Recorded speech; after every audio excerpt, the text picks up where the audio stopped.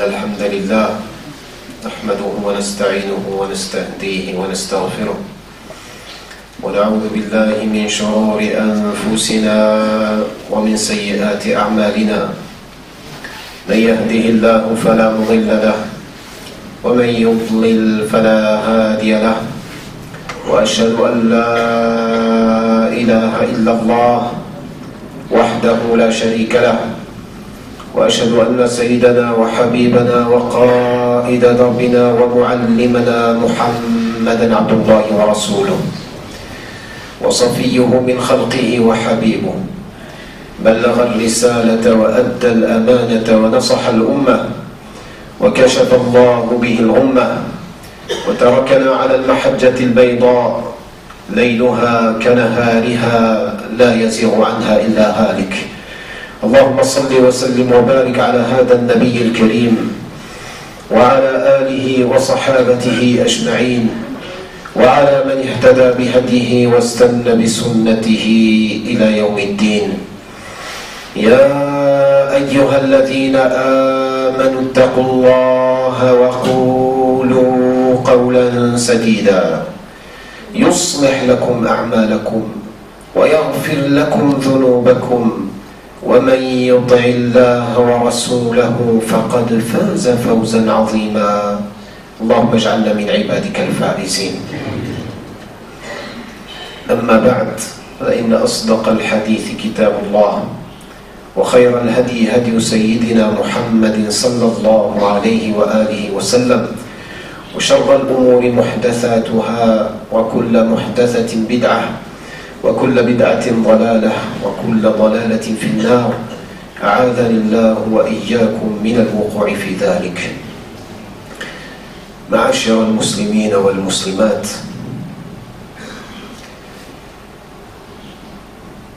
هبت علينا رياح من حمى المصطفى صلى الله عليه وآله وسلم مع هلال شهر ربيع الأول، وكلما أهل علينا هذا الشهر الكريم شهر ربيع الأول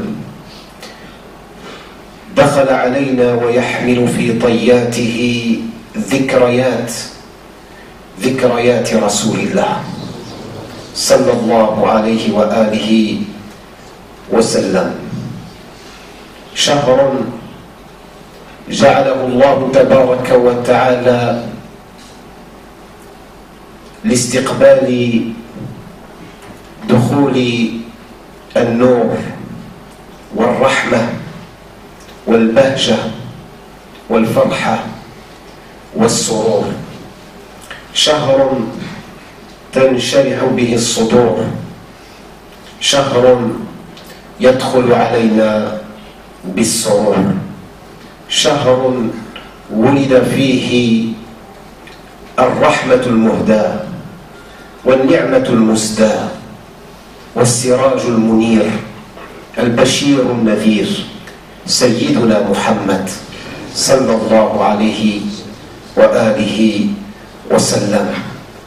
في ذلك الشهر أيها الأحباب جاء نور من الله تبارك وتعالى ورحمة وبركة. علينا أن نتذكر في هذا الشهر الكريم مولد سيد الورى سيدنا محمد صلى الله عليه وسلم، وذلك انطلاقا من قول الله تبارك وتعالى: يا أيها الناس اذكروا نعمة الله عليكم. وهل هناك نعمة أعظم من نعمة مولد رسول الله صلى الله عليه وسلم ونعمة بعثة محمد صلى الله عليه وسلم ونعمة نزول القرآن على قلب سيد البشر سيدنا محمد صلى الله عليه وآله وسلم؟ هل هناك نعمة أعظم من نعمة الإيمان؟ هل هناك نعمة أعظم من نعمة القرآن؟ وهل هناك نعمة أعظم من مجيء سيد البشر رحمة الله تبارك وتعالى للعالمين في هذا الكون. أسأل الله تبارك وتعالى أن يجعلنا من الشاكرين.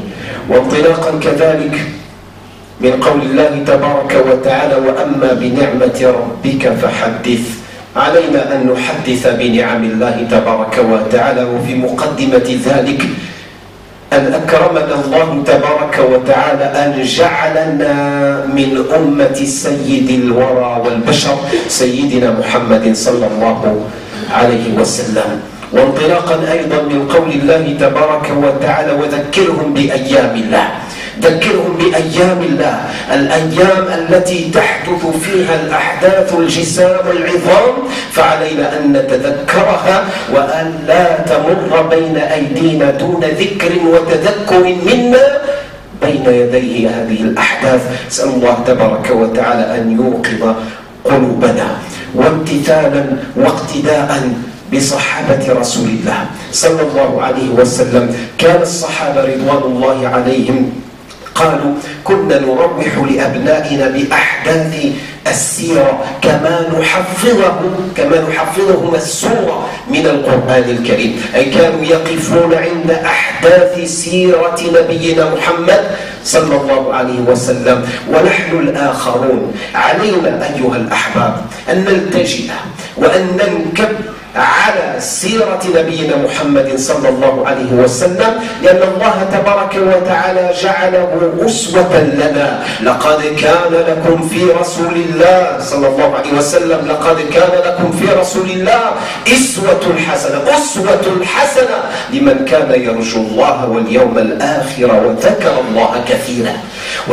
الله كثيرا. الله تبارك وتعالى جعل هذا النبي وهذا الرسول وهذا الإنسان اللي هو سيد البشر قدوة لنا نحن أمة سيدنا محمد صلى الله عليه وسلم. وما علينا إلا أن نتصفح صفحات سيرته العطرة الزكية التي تحمل في طياتها من المعالم ومن العلم الكثير. علينا أن نتعلم ذلك وأن نعلم ذلك أبناءنا، نعلمهم سيرة نبينا محمد صلى الله عليه وسلم، ونعلمهم كذلك محبة سيد الخلق وحبيب الحق تبارك وتعالى.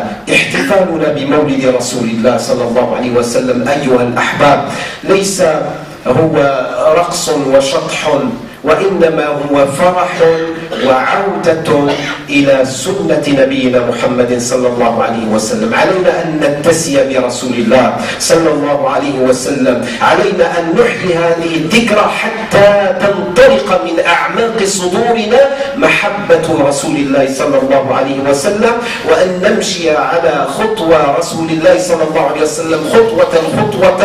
ونسأل الله تبارك وتعالى أن يحشرنا مع سيد الحق صلى الله عليه وسلم في الفردوس الأعلى. آمين آمين يا رب العالمين. Mes chers frères et sœurs en islam, vient d'entrer le 3e mois du calendrier lunaire, ce mois qui est Rabi' al-Awwal. Et à chaque fois que se présente à nous ce mois, nous rappelle énormément d'événements, en particulier la naissance de la lumière flamboyante, la naissance du flambeau, la naissance d'un bienfait, la naissance de l'avertisseur, de l'annonciateur, la naissance de la miséricorde pour les mondes, la naissance du sceau et des derniers des prophètes, la naissance de Muhammad sallallahu alayhi wa sallam. Ce mois est un mois particulier parce que durant celui-ci, il y a eu non seulement la naissance du prophète Muhammad sallallahu alayhi wa sallam, mais d'autres événements, notamment comme l'émigration du prophète Muhammad sallallahu alayhi wa sallam. Contrairement à ce que pensent certains, l'émigration n'a pas eu lieu durant le premier mois du calendrier lunaire, mais elle a eu lieu durant le mois de Rabi' al-Awwal, c'est-à-dire ce 3e mois du calendrier lunaire. Lorsque vient à nous ce mois, mes chers frères et sœurs en islam, nous ne pouvons pas passer outre et passer à côté de cet événement qui est l'avènement de la venue du prophète Muhammad sallallahu alayhi wa sallam. Car Allah tabaraka wa ta'ala nous enjoint dans le Coran al-Karim de nous rappeler des bienfaits de Dieu. Y a-t-il un bienfait plus grand que celui de la venue du prophète Muhammad sallallahu alayhi wa sallam? Y a-t-il un bienfait plus grand venant de la part d'Allah tabaraka wa ta'ala comme cette miséricorde qui a été envoyée pour les mondes? Y a-t-il un bienfait d'Allah tabaraka wa ta'ala plus grand que la révélation du Coran sur le cœur de notre prophète Muhammad sallallahu alayhi wa sallam? Y a-t-il un bienfait plus grand vers cette humanité? Le fait d'appartenir à la Ummah du prophète Muhammad sallallahu alayhi wa sallam. Le prophète sallallahu alayhi wa sallam n'a-t-il pas exprimé ses sentiments à l'égard de sa Ummah, à l'égard de ses frères? Un jour en compagnie de ses compagnons, il dit: mes frères me manquent, mes frères me manquent. Et là, les compagnons de dire: mais nous sommes tes frères, et à Rasulallah sallallahu alayhi wa sallam. Le prophète sallallahu alayhi wa sallam leur dit: non, vous êtes mes compagnons, mais mes frères, c'est ceux qui viendront après vous. Mes frères, c'est ceux qui viendront après vous, et ils seront prêts à tout sacrifier pour uniquement venir me voir. Sallallahu alayhi wa sallallahu alayhi wa sallam. Eh bien, le prophète sallallahu alayhi wa sallam a déclaré il y a plus de 14 siècles son amour pour toi.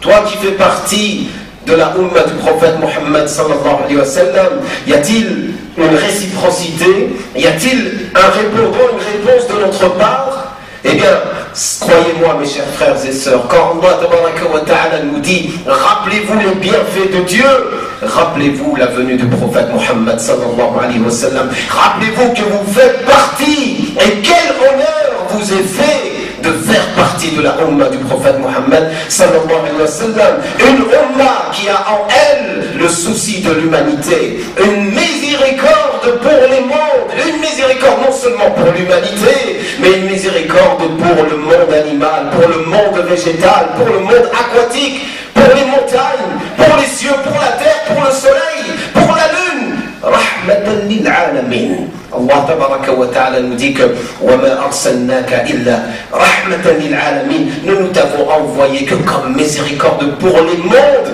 au-delà même du monde, de l'humanité, de l'humain. Sa miséricorde touche toutes choses existantes dans cet univers. نسأل الله تبارك وتعالى أن يصلي على سيدنا ورسولنا محمد صلى الله عليه وسلم. Bien évidemment, Allah tabaraka wa ta'ala nous dit également dans le Coran Karim: et rappelle-leur les jours de Dieu. Les jours de Dieu, c'est-à-dire les jours durant lesquels il y a eu des événements importants. Et ces événements importants ne peuvent pas passer sous le silence, nous n'avons pas le droit de les ignorer, ces jours de Dieu, car parmi les jours de Dieu, il y a la venue du prophète Muhammad sallallahu alayhi wa sallam. En quoi l'événement et l'avènement de la venue et de la naissance du prophète sallallahu alayhi wa sallam est une chose importante pour chacun et chacune d'entre nous. L'avènement de la naissance du prophète sallallahu alayhi wa sallam prend une place extrêmement importante, car Allah tabaraka wa ta'ala a fait de cet homme le sceau des prophètes, le saint des saints des prophètes, et il a fait de lui le modèle d'inspiration, le modèle de l'exemplarité, de la parfaite exemplarité. Nous la trouvons dans l'exemple du prophète et dans la vie du prophète sallallahu alayhi wa sallam. C'est pour cela que nos compagnons, quand ils étaient avec leurs enfants, qu'est-ce qu'ils faisaient? Ils leur enseignaient bien évidemment des sourates du Coran, mais ils leur enseignaient également les événements de la vie du prophète Muhammad sallallahu alayhi wa sallam. Nous devons, nous autres, répéter ce modèle afin que se perpétue la commémoration de cet homme qui est le saint et le dernier des prophètes, Muhammad sallallahu alayhi wa sallam. Nous devons également avoir ce souci et cette préoccupation, nous intéresser à la vie du prophète Muhammad sallallahu alayhi wa sallam, mais également la transmettre, cette vie. Nous commémorons la naissance du prophète sallallahu alayhi wa sallam, pas simplement pour faire une fête. Certes, nous avons le droit d'éprouver de la joie de n'importe quelle naissance une naissance en tant que telle est porteuse d'un message de joie et de bonheur. Voyez comment les yeux des parents du nouveau-né se brillent de lumière et de bonheur et de joie à la venue d'un nouveau-né. Qu'en est-il de la venue au monde du prophète Mohammed sallallahu alayhi wa sallam? Cette naissance doit provoquer en nous encore plus de joie que quand on en éprouve quand on a une naissance dans la famille, quand on a une naissance, quand on devient père, quand on devient mère. Cette joie est innée en nous, mais elle doit être encore plus grande quand on se rappelle de la venue du dernier des prophètes, Mohammed sallallahu alayhi wa sallam. Mais certains pensent que notre commémoration de l'anniversaire ou de la naissance du prophète sallallahu alayhi wa sallam doit s'arrêter simplement à ce niveau. Certains pensent faire une fête, etc. Et ça s'arrête là. Et on oublie le reste. Absolument pas. Se rémémorer le prophète sallallahu alayhi wa sallam, en réalité, il ne faut pas attendre le mois de Rabi' al-Awwal pour le faire. Il faut le faire durant toute l'année. Il faut s'inspirer de cet homme. Il faut s'inspirer de ce prophète et de cet envoyé de Dieu, alayhi salatu wassalam, et faire de lui un modèle. Et voir que toutes les personnes qui s'inscrivent sur les pas du prophète Mohammed sallallahu alayhi wa sallam vont subir ce que le prophète sallallahu alayhi wa sallam a subi à son époque. Il a subi de la stigmatisation, il a subi de l'humiliation, il a subi des insultes, il a subi des attaques, et ils ont subi également des persécutions.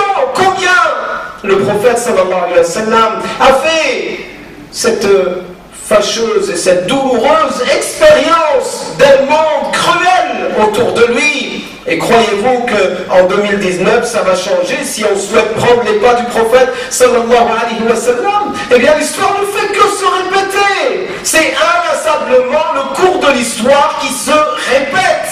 Et nous vivons aujourd'hui cette stigmatisation qui bat au plus haut degré de l'humiliation, la stigmatisation.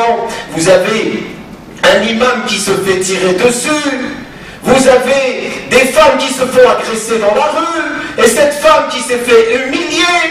Vous avez également une mosquée qui se fait tirer dessus, qui se fait brûler à Bayonne. Nous avons des lots et des nombreuses attaques et stigmatisation des musulmans, sans parler des émissions interminables sur la télévision contre les musulmans et les musulmanes. À quoi ça sert sinon de diviser la société? À quoi ça sert sinon de rajouter du malheur à cette société qui souffre dans le travail, qui souffre par le chômage, qui souffre par les misères sociales, qui souffre par le manque de logement, qui souffre énormément? Et on vient leur rajouter de la souffrance sur la souffrance en stigmatisant une partie de la société, car musulmane. Aujourd'hui, parce qu'on est musulman, on est stigmatisé malheureusement. Et tout ça au nom de je ne sais quelle idéologie. Tout ça pour briser la société. Ne nous laissons pas atteindre par ce syndrome qui vise à nous disloquer, à nous diviser et à monter les uns contre les autres. Nous ne céderons pas à la tentation.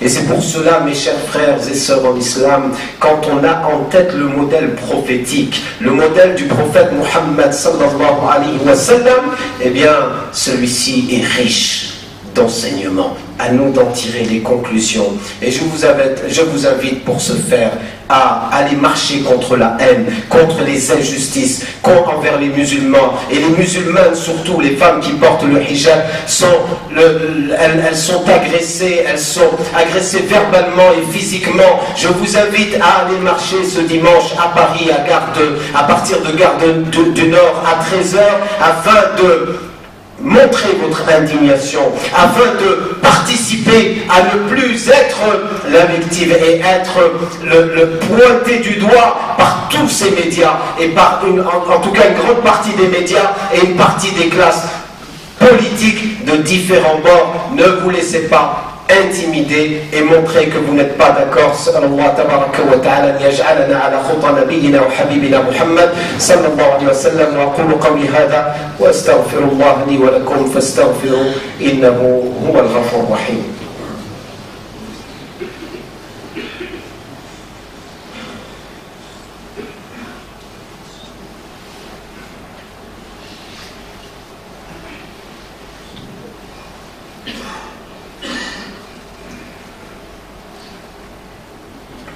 إن الحمد لله نحمده ونستعينه ونستهديه ونستغفره ونعوذ بالله من شرور أنفسنا ومن سيئات أعمالنا.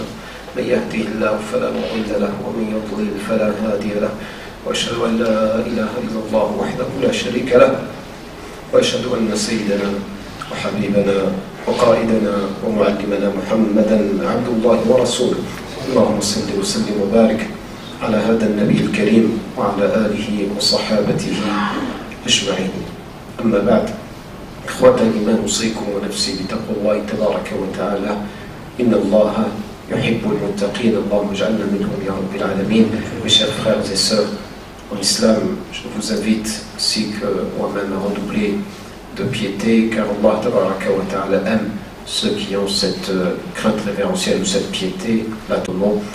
Qu'Allah tabaraka wa ta'ala nous aime et fasse de nous des gens fidèles à son messager, à son messager Muhammad sallallahu alayhi wa sallam. Avant de clôturer ce prêche, nous avons appris qu'une maman vient de perdre son enfant qui avait à peine 5 semaines, donc tout de suite après la naissance. L'enfant, le bébé, a dû subir une opération chirurgicale et Allah tabaraka wa ta'ala a décidé de le rappeler à lui. Inna lillahi wa inna ilayhi raji'un. Qu'Allah subhanahu wa ta'ala fasse miséricorde à cet enfant, qu'il fasse miséricorde à ses parents et qu'il leur donne la patience, qu'il fasse de lui un intercesseur pour ses parents, qu'il augmente et alourdit la balance de ses parents. Qu'Allah tabaraka wa ta'ala leur donne la patience, les armes de patience pour passer cette douloureuse épreuve. Amin ya rabbil alamin. Nous avons également la maman de Saïd, le mu'adhin de cette mosquée, qui a subi une opération à son pied.